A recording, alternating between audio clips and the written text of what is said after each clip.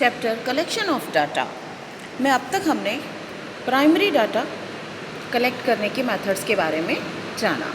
Now उससे हमें question के बारे में पता चलता। जो लास्ट टू मेथड्स थे वो हमारे क्वेश्चन से रिलेटेड थे। अभी क्वेश्चन और एक शेड्यूल दो चीज़ें होती हैं, उन दोनों में डिफरेंस क्या है? Question and schedule.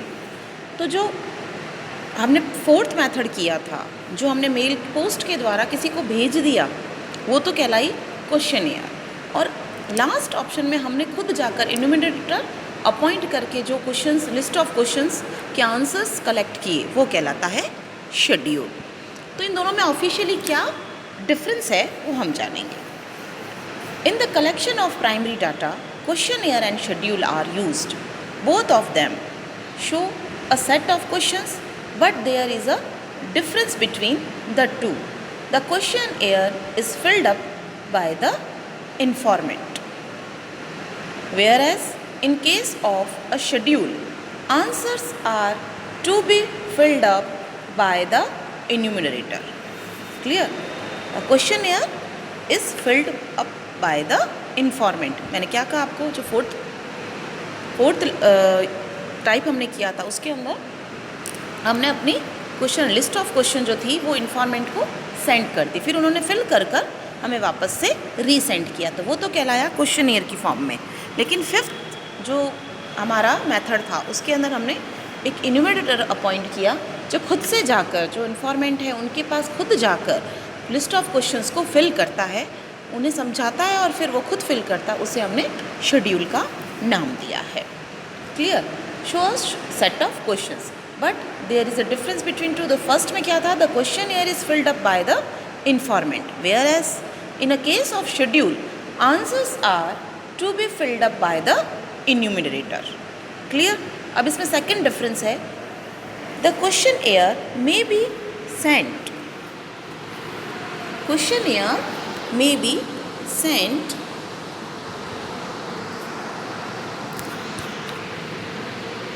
either by post or through the enumerator, but in case of schedule, both investigator and informants have personal contact. Obviously personal contact होगा उसमें तो. And last, the use of questionnaire is suitable whereas the informants are literate, whereas schedule can be used both of literate and illiterate person. समझ में आया? जो schedule होता है वो तो लिटरेट और इलिटरेट दोनों के लिए हो सकता है, क्योंकि वो खुद जाकर भरवा रहा है, तो जो वहाँ पढ़े लिखे लोग नहीं है वो भी उसको आराम से फिल करवा सकते हैं। खुद ही फिल करना है तो कोई पढ़ा लिखा नहीं भी है तो भी हमारा जो ऑब्जेक्ट है वो कंप्लीट हो जाएगा। लेकिन क्वेश्चनियर के लिए, क्वेश्चनियर फिल करने के लिए इन्फॉर्मेंट का एजुकेटेड होना, लिटरेट होना बहुत ही ज़्यादा ज़रूरी है। अब बात करते हैं हम, ये तो हमने जान लिया कि क्वेश्चनियर क्या है और शेड्यूल, दोनों में क्या डिफरेंस है। अब हमारा जो अगला टॉपिक है वो है essential of a good questionnaire. Essential for a good questionnaire, एक अच्छी क्वेश्चनियर के लिए क्या ज़रूरी है, क्योंकि ऐसे ही सिर्फ हमारी इच्छा से क्वेश्चन बना देना काफ़ी नहीं होता है कि हमने ये इस क्वेश्चन के आंसर हमको चाहिए तो बस हमने वो बना दिए, दैट्स इट, बात ख़त्म। नहीं, ऐसे नहीं होता है।